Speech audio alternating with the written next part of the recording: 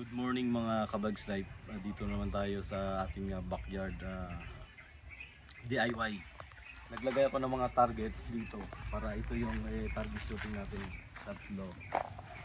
Para ito yung i-target ko mamaya. Ito. Mga DIY lang yan mga kabags life. Pero at least parang maganda rin dito. At saka yung dalawa doon. Ito yung last ko na i-target. Yun yung last ko na i-target. Sige, tapos mag-start na tayo dito. Dito ako mag-start. Shoutout pala sa ating taga-video ngayon. Okay. Bali yung gamit ko tatlong magazine. Lagay ko na muna dito. Dito ako mag-start.